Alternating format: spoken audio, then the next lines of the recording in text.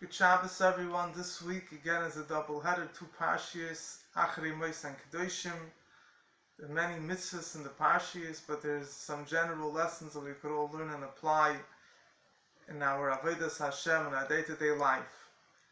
Achrei Mos is a very interesting parsha because it's a very interesting mix of different things that are being discussed. The beginning speaks about the passing of the two sons of Aaron HaKohen, which, as Chassidus explains, they passed away because they had a great desire to cleave to Hashem, which represents the ultimate avodah of a Jew running away from this world. And then it goes on to speak about the avodah of the Kohen Gadol and the Holy of Holies in Yom Kippur, the height of a Jewish person's connection to Hashem, of a Jewish person's connection to Hashem is revealed in Yom Kippur.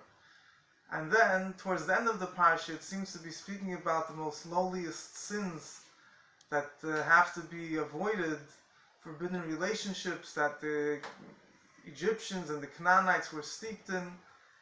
And there seems to be, what's the connection here between the Holy of Holies, between the day of Yom Kippur, and these Avedas that represent very base and low instincts of a person.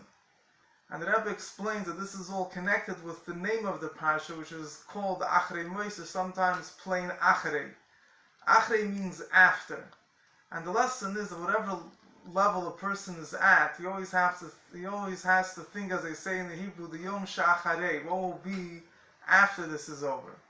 When a Jew is holding in Yom Kippur, as great and as holy as Yom Kippur is, he's holding at a level of Yechida, where there's no Shaykhis, it's totally beyond sin, and it atones for all sin.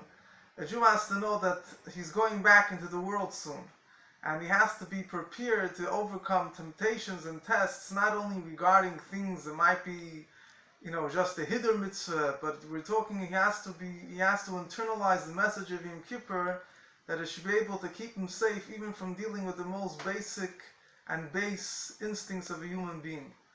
So the message of Yom Kippur is Acharei, is that on Yom Kippur also, on the day of Yom Kippur itself, by Mincha of Yom Kippur, right before Ne'ilah, what do we read? We read the second half, the end of Parshas Acharei, which speaks about these sins. Why are we discussing it on the holiest day of the year?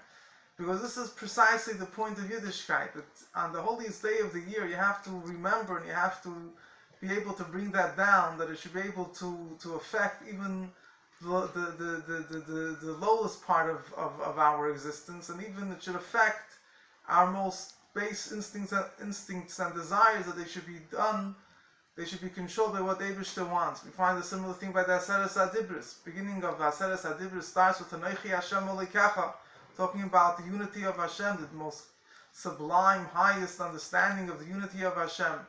And the end of Aseres HaDibros speaks about very lowly acts: don't kill, don't murder, don't commit adultery.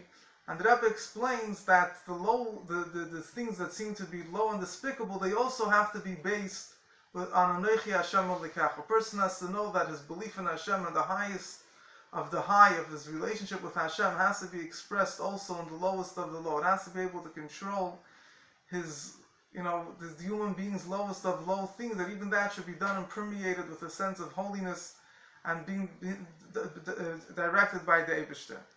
And this is also similar to what the sin of the children of Aaron was, that the Torah starts off with in this week's parsha. Chassidus explains they ran away from the world. It was a ratzei without a shuv. They had a great cleaving to holiness, but they never focused on bringing it back down into this world. So the message is that a person, whatever situation a person is, he always has to realize, how is this going to affect, how am I going to bring the holiest things down in Acharei, after Yom Kippur is over, after the height is over, how am I going to bring it down in my day-to-day life? We also find a similar thing right in the beginning of Parshas Kedoshim. Rashi says that the term Kedoshim Tiyu, you should be holy, is specifically used when it's talking about being careful from sin, from prohibited relationships, talking about holiness, which holiness would seem in our minds to be talking about something which has nothing to do with lowly negative traits, but we say no, holiness specifically means that you disassociate yourself from sin when you have the temptation for sin. Because in Yiddishkeit, holiness is not only expressed in things that are beyond the realm of physical reality, but particularly precisely to have a dira b'tachtonim, Kedusha, holiness, means that in those things that a person is involved with, and the most lowliest and base desires that a person might have, when he serves the Eibishter in those levels, to keep that under control, and to keep that permeated with a sense of following what Eibishter wants, that's what true holiness really is. Parshas Kedoshim contains many mitzvahs, but there's one fundamental mitzvah which we all know about. We have one of the fundamental mitzvahs of Parshas Kedoshim is the mitzvah of Ahavta l'reacha kamocha, which Rashi brings down that Rabbi Akiva says this is a klal gadol b'Torah, a very important and general principle in Torah. This is also associated with the days of Sfira, because we know that during the days of Sfira we are trying to be masakin, to fix up the avodah of the students of Rabbi Akiva, which was lacking in the idea of having proper Avos Yisrael. Avos Yisrael is important, a very important mitzvah, a foundation, like he says, klal gadol b'Torah, a very important principle in the Torah. We know that Hillel said about it, Zo kol ha-Torah kulo, this is the whole Torah and the rest is commentary.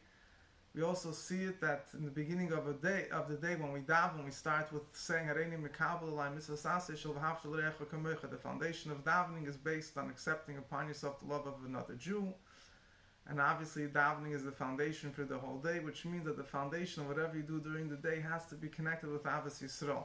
The importance of Avos Yisrael is something which I don't need to elaborate about. It brings all brachas and yeshuas and all good things. Just one thought that I'll throw in, what the Rebbe mentions regarding Avos Yisrael and its connection with human society in general. The Rebbe says that we see that as the generations move on towards Mashiach, there's a much bigger trend in the world at large towards the idea of unity. You see, for example, in business, years ago it was much more common for people to do business on their own and to look at everyone else that was in their line of business as a competitor. Now, in the world of business, the way you look at things is on the other way. You join forces with other companies and partnerships, corporations, and in general the idea of a global economy, which is the idea that people came to realize that when they join forces, they look at someone else not as a competitor but as someone to join with. It helps them as well. They're able to benefit much more.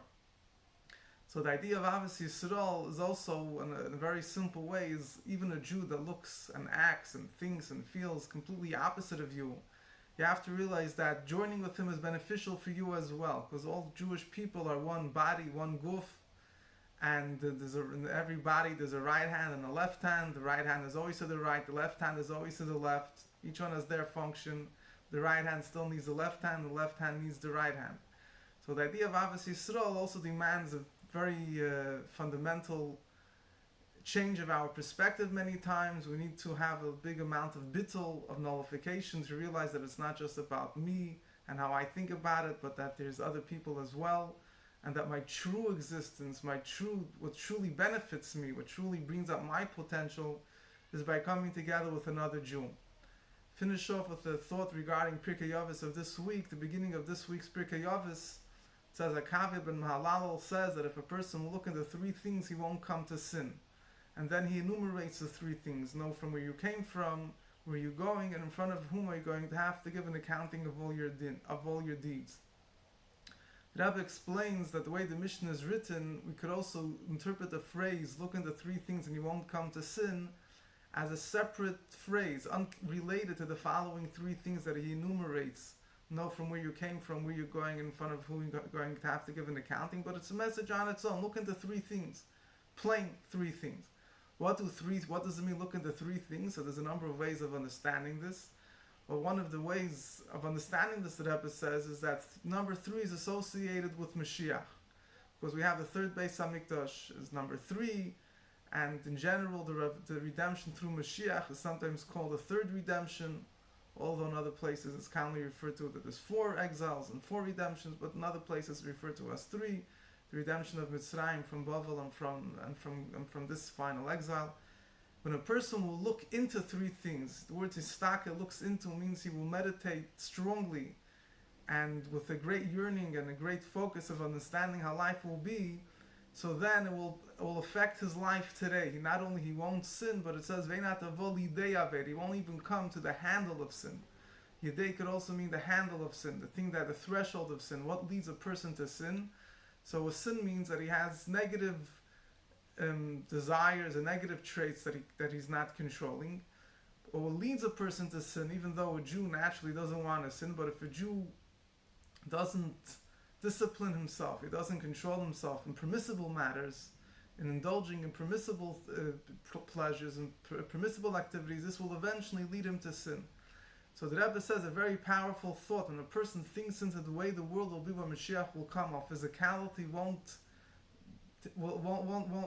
take up any, won't have any space in our eyes. That won't be any of any importance. Although we will have everything that we need, but the sole importance of Gashmis will be that it's able to be used as a way of bringing out godliness. So when the person will meditate what the world will look like in that state, it will cause him, even today, that when he's involved in physical activities, the physical desires and pleasures won't mean anything to him. He'll be able to, so to say, already live with the reality that the only thing that really counts and the only thing that's really real is godliness. Maybe we could add to that a similar thought regarding what I just spoke about, Avos Yisrael, by realizing when Mashiach will come, how there will be a world of perfect harmony. There won't be any jealousy, competition, fights, disagreements. Everyone will be in complete unity with one another. The whole world will serve Hashem in complete unity.